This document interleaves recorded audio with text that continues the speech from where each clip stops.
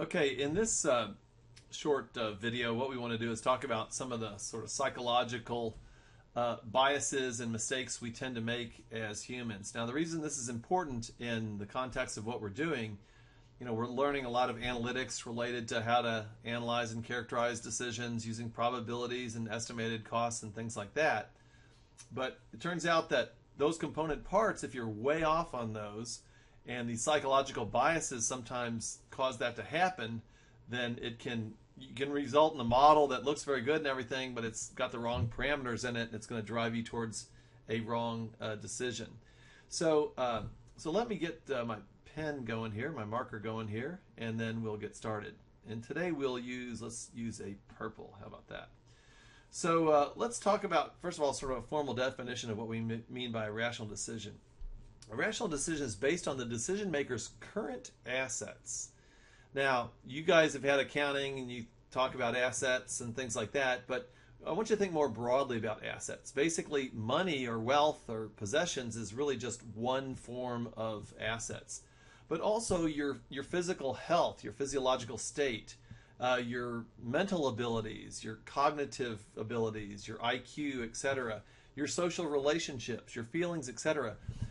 Basically, everything that makes up who you are and what you have at this point in your life is where sort of the rational decision making should start. So, in other words, if you right now have $1 million, then in rational decision making, it doesn't matter how you got that, whether you worked very hard, whether you won it in a lottery, whether you robbed somebody, whether you inherited $1 million.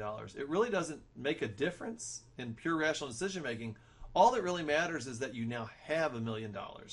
And what's going to be important are the possible consequences of the choice. So in other words, if you've got to make a decision about something, and again, all that matters is what you have in this current state, not how you got it. And this is a tough one to disconnect. Now, things like experiences and stuff, like you go, oh, well, I worked hard for that $1 million and, that's how I got the $1 million. Well, what's not important is the fact that you have $1 million. It is what it is. But the hard work and experience means maybe you're practiced and you're capable of doing hard work. But that's just yet another one of your current assets.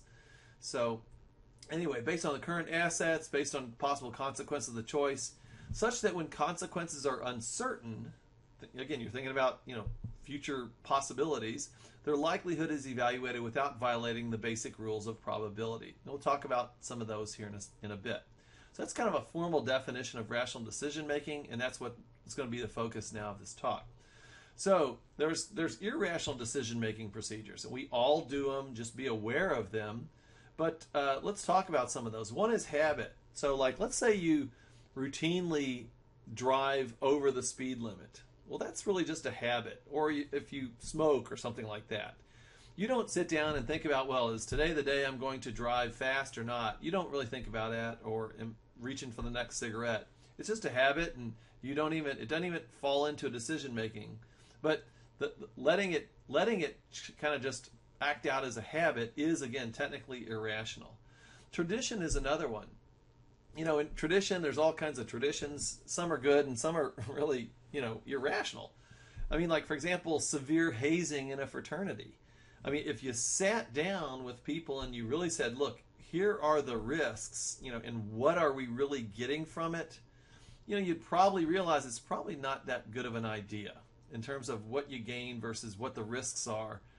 It's probably not a good idea, but it's what our fraternity has always done, and we're going to keep up that tradition, whether it's smart or not, basically. Herd mentality. This is another one where this one is where you just kind of abdicate your individual responsibility for decision making, and you just say, well, what's everybody else doing? And instead of really sitting down and saying, does that really make sense?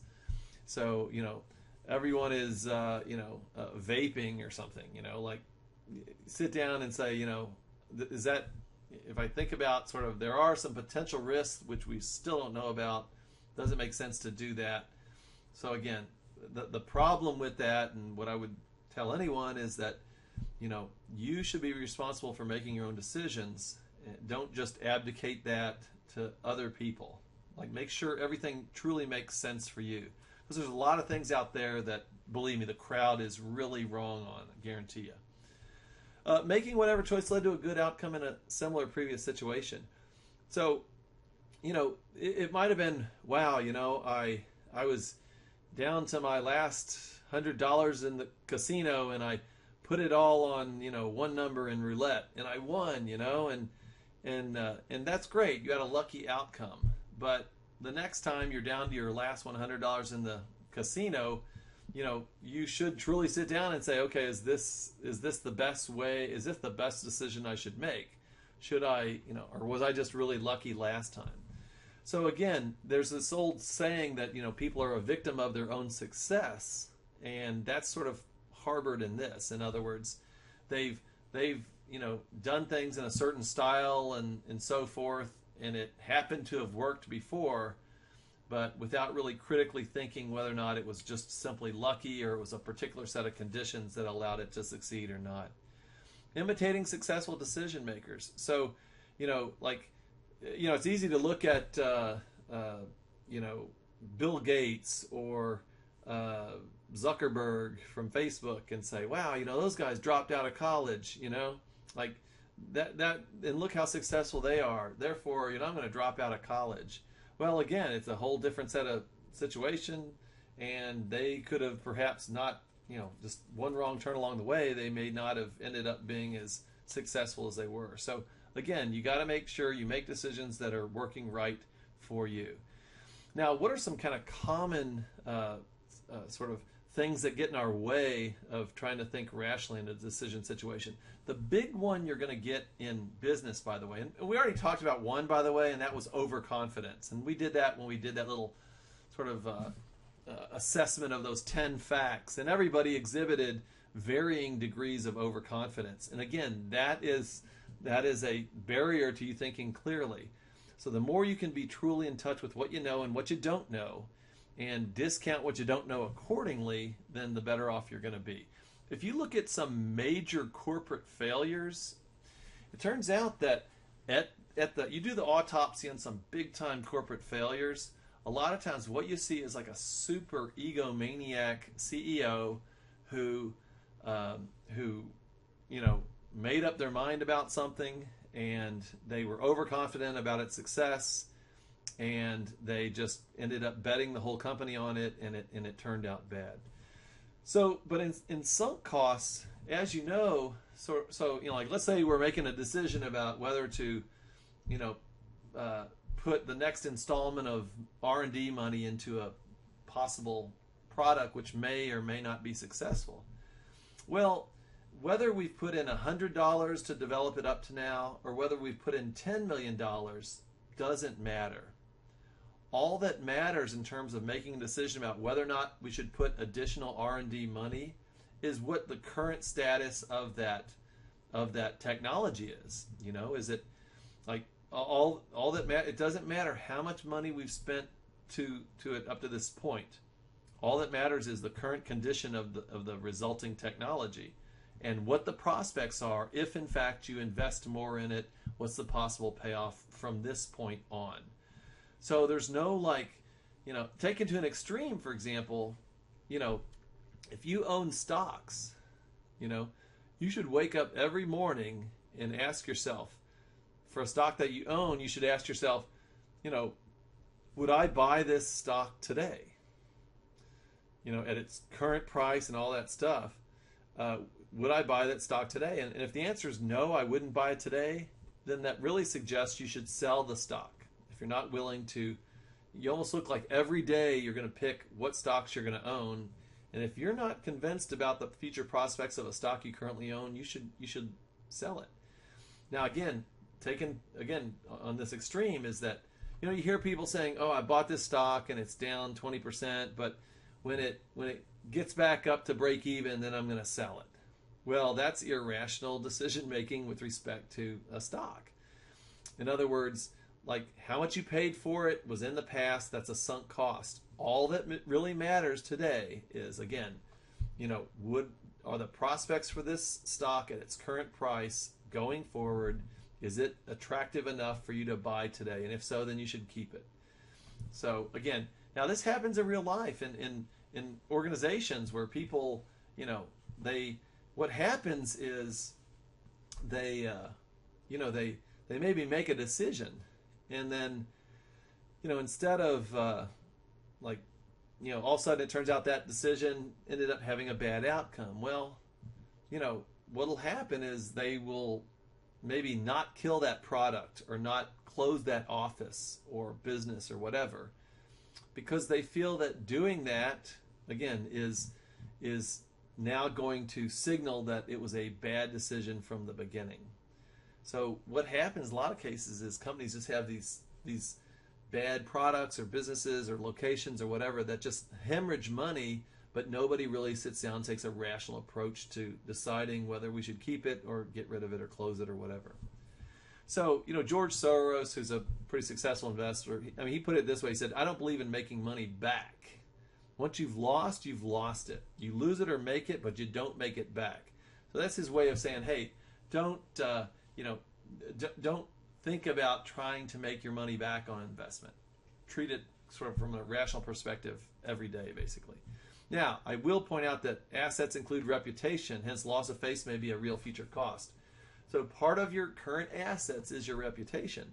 And again, if you're surrounded by people that are going to judge you on the outcomes rather than the quality of the decision process, if that's sort of the organization that you're set up in, then in fact, again, loss of reputation is, if you do take a stand and go, this doesn't make sense, I'm going to close this product or business that I was championing a year ago, then people are going to go, wow, he's really dumb, or really bad decision maker.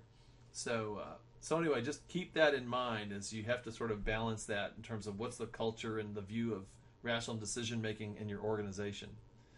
Now, if we were alive in class, here's what I'd do. I'd say, here's a 3-number sequence, 2, 4, and 6.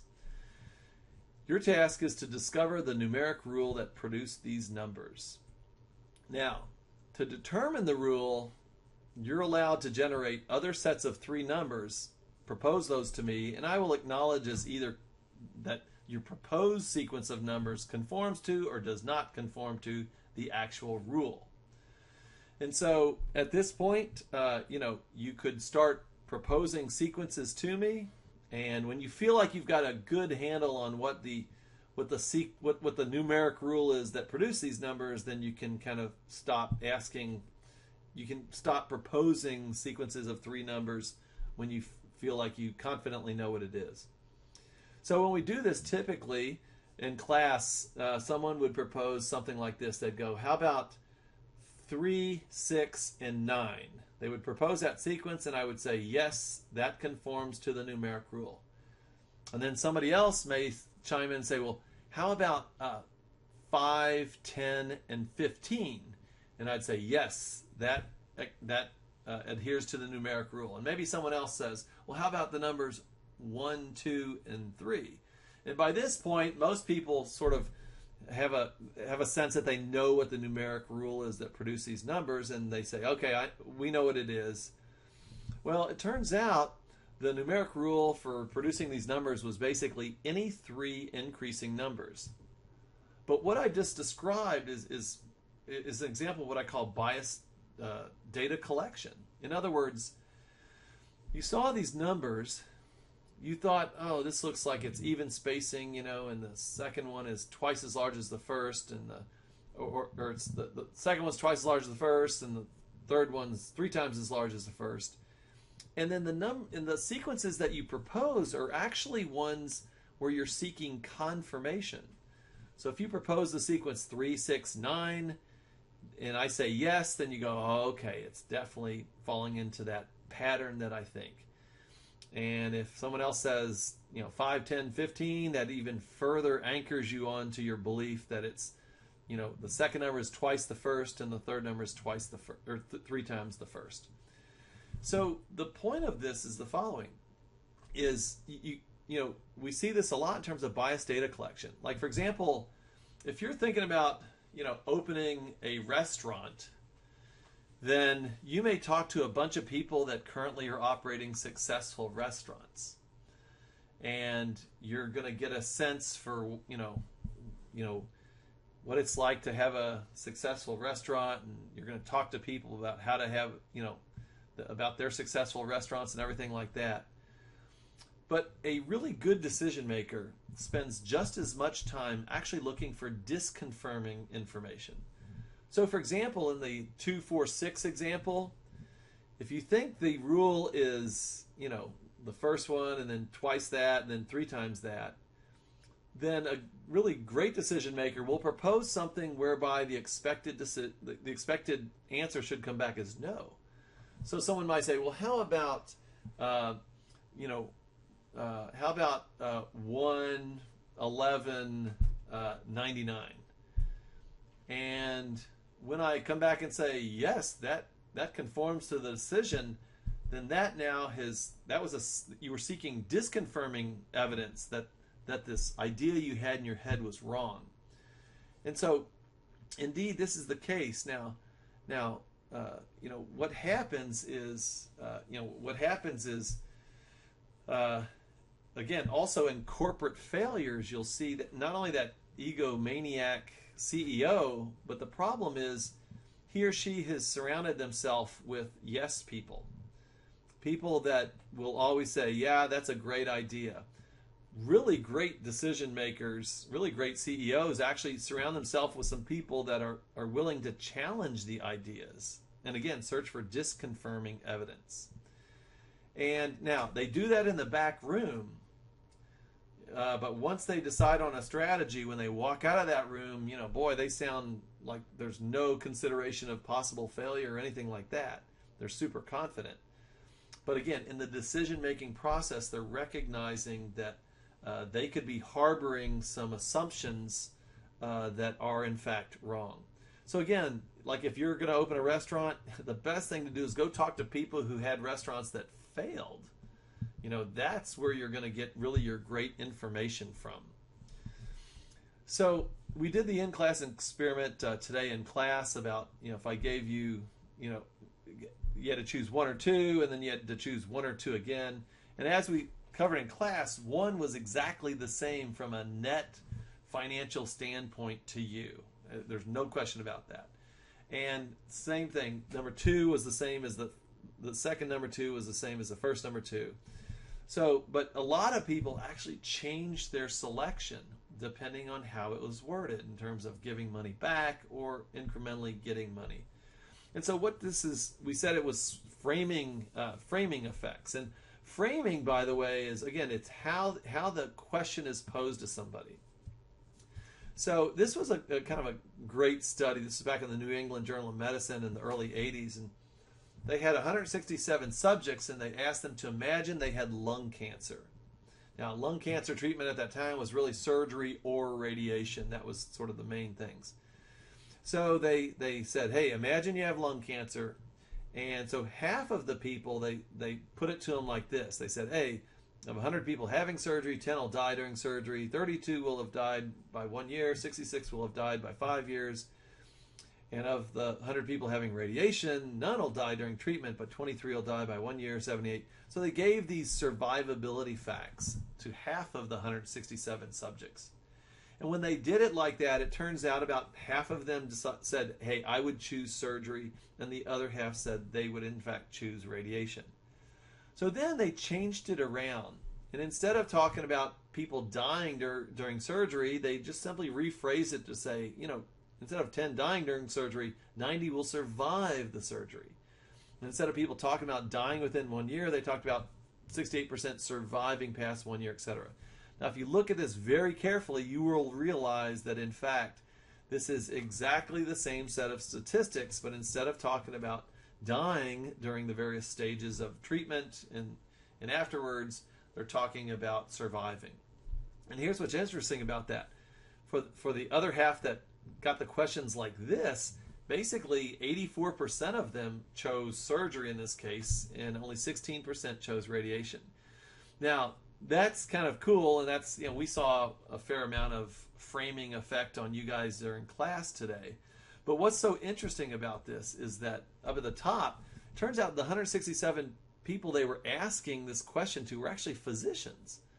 So in other words, you would think people that live and die in their profession by their ability to understand survivability and care pathways and the likelihood of them working and things like that, you'd think they would be great rational decision makers.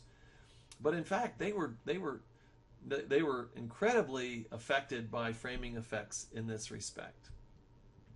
So again, framing is this how the decision situation is posed to somebody. That can have a huge effect.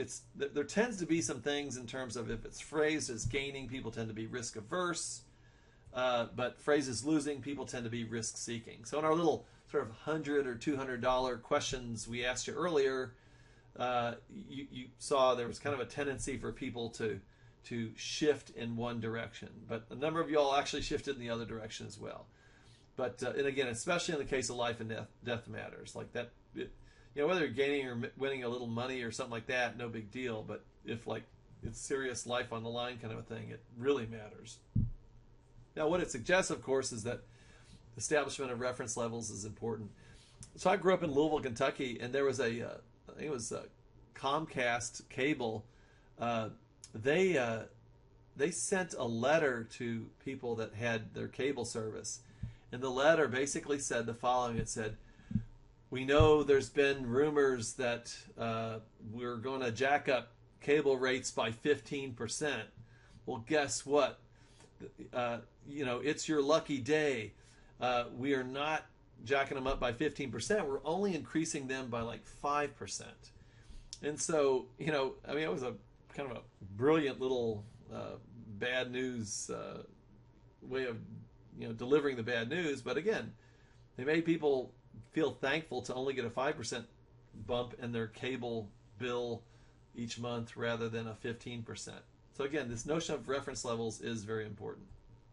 Now, grouping is where we tend to view assets in groups or budgets rather than in their totality.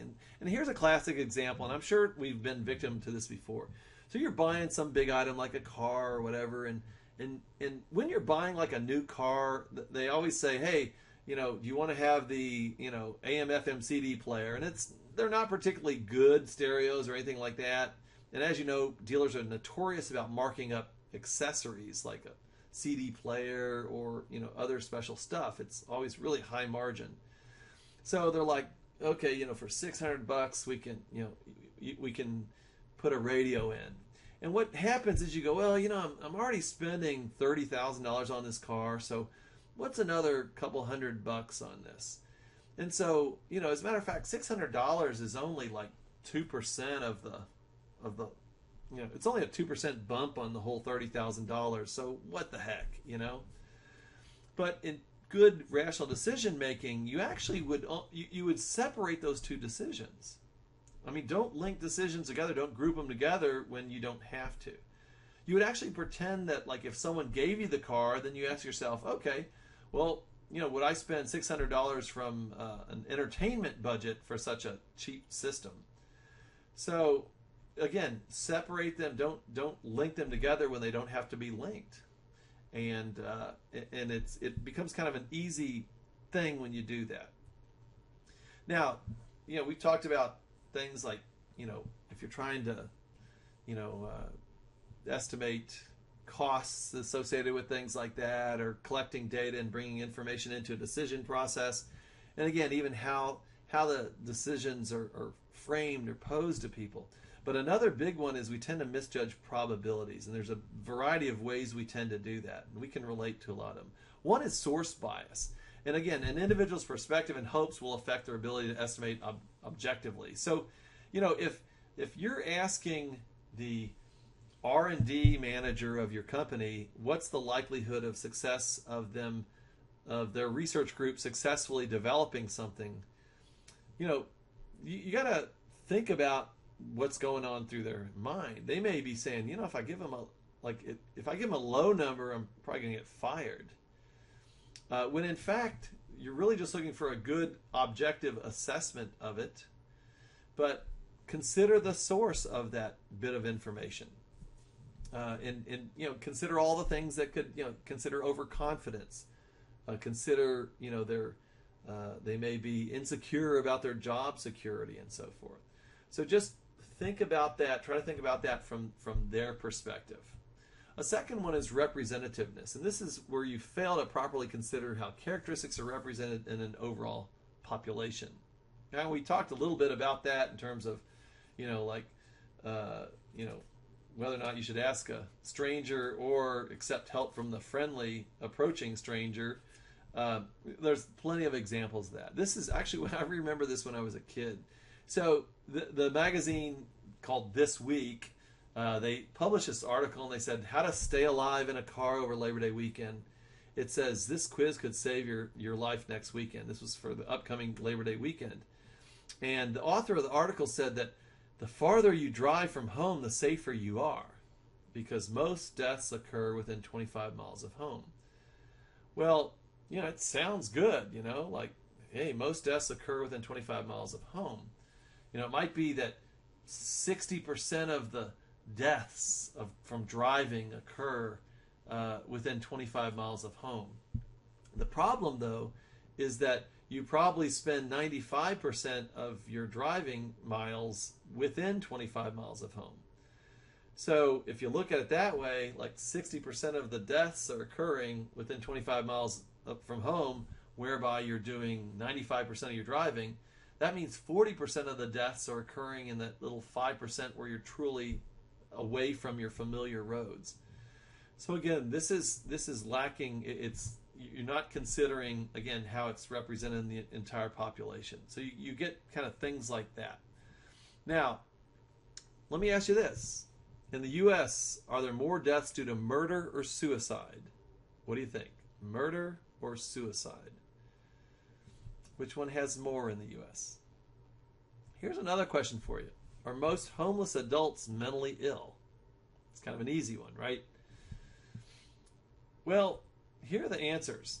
So for the top question, it turns out it's about 2.5 to 1 in terms of more suicides compared to murders. Now, a number of you probably thought there were more murders than suicide, and the reason being is that's what you hear about in the news, that's what you read about in the paper.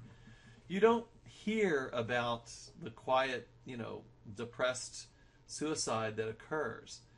So what's happening is your probability assessments are being affected by the availability. In other words, your brain really quickly is saying, it's kind of doing a sample, like, of all the inputs in the last, 5 years, how many of them have dealt with murder rather than suicide?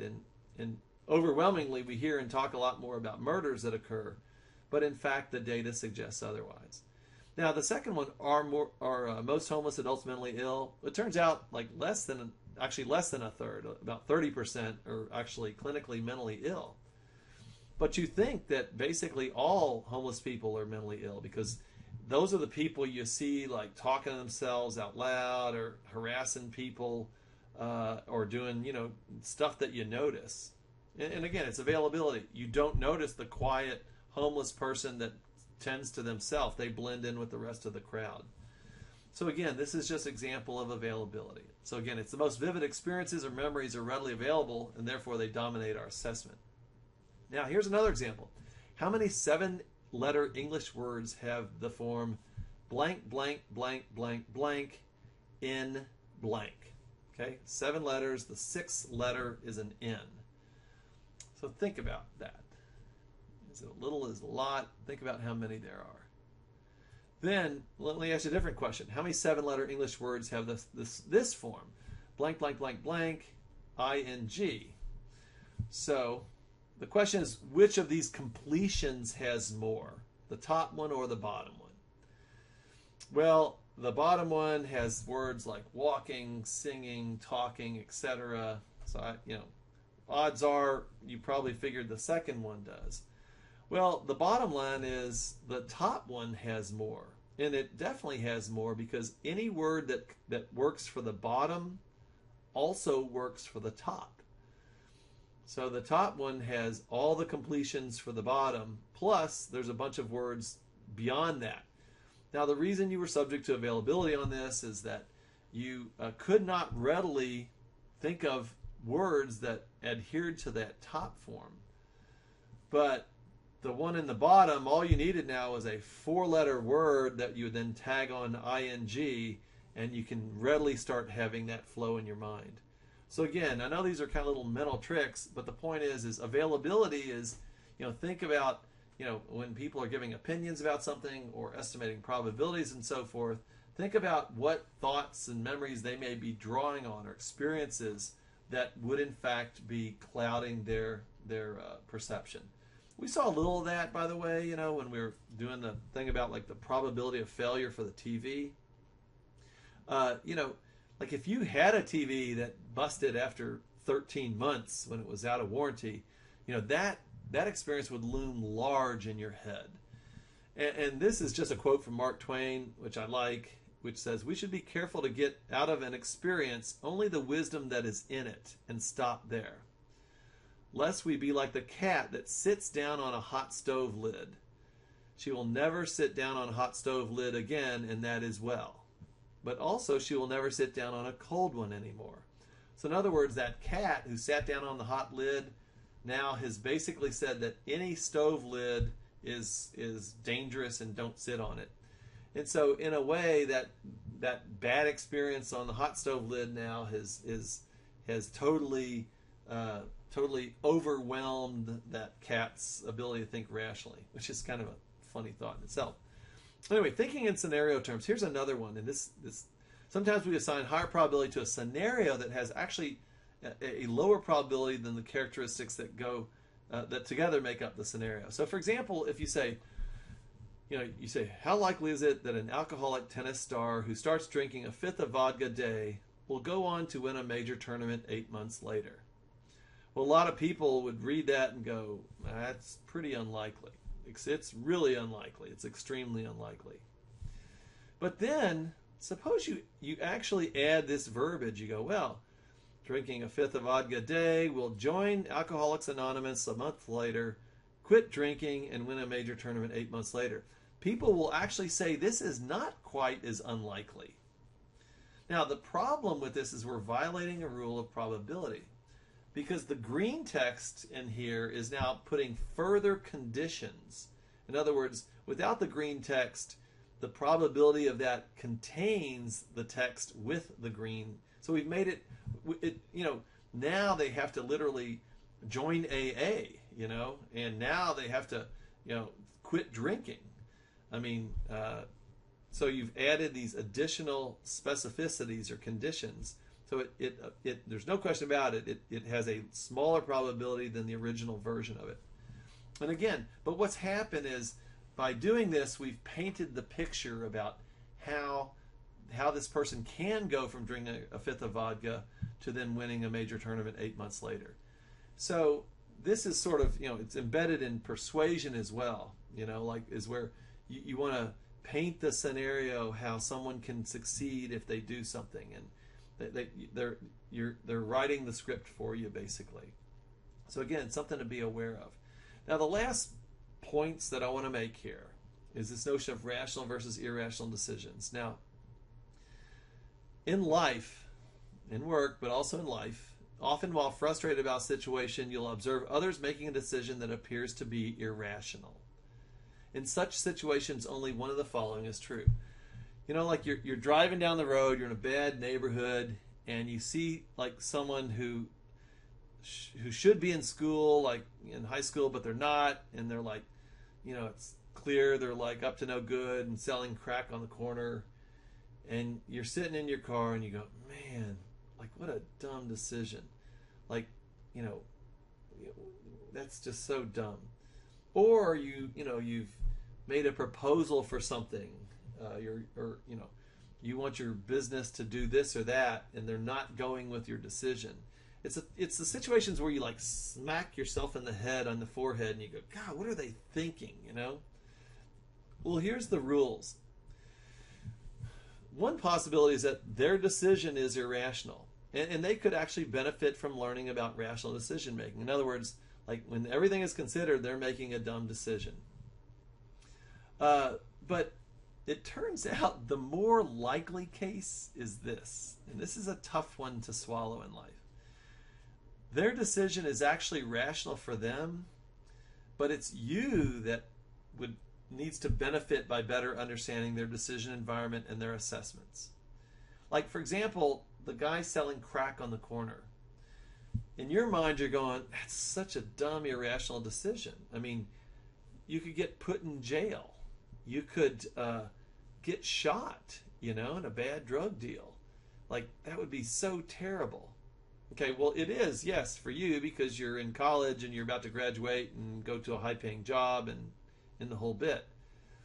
But again, if you kind of put yourself in the position of that individual, it's a little different story. They may go, well, I currently I'm dropped out of school and have a criminal record. That's their current assets. So my job prospects are zero. And secondly is I'm homeless right now, and at least, I mean, if I went to prison, at least I'd be fed and housed, and I could hang out with my friends. So that's not as bad. And it might be like, I got shot even once before, and it's not so bad, And so the point is from their perspective, their decision to sell crack on the corner may in fact be purely rational given their current assets. Now, I know this is tough to kind of think about, but again, it's embedded in this notion of rational decision making. Now, the only third possible case here is that their decision is rational, but they differ from you with respect to risk attitude. And again, this is just where you've got two different people, and for whatever reason, part of their makeup, part of their current assets is just simply one is a born bigger risk taker than the other. I joked about my wife and I having different senses for what adventure is and travel in a foreign country. And, but we recognize that it's different. And so, like, her desire to have a well-established, planned, reserved hotel is totally rational for her. And mine to not have one is totally rational for me. But again, and it's okay. Like, I could sit there and hit my head all day long and say, I can't believe, my wife, why is she so insistent on getting a reservation or whatever? It's so irrational for her to do that. But again, if I really sit down and I think about, better understand her perspective on things, then I realize it is rational from her perspective. And then we just have to work on now how to compromise considering each of our attitudes about risk. So this is just kind of a qualitative view. We've been doing a lot of technical stuff in class, but I want to make sure that we rounded out the notion of decision making by talking about these psychological things that, when we now start making decisions as humans, they get in our way. And so I just want to give you a little installment of that, and again, take it and go forward and think about it as you approach businesses, and you'll see all of these things occurring in business that we just showed you, and you'll also see all these things in terms of your own personal life. So anyway, good luck with your decision making, and we will see you in class before long. Take care.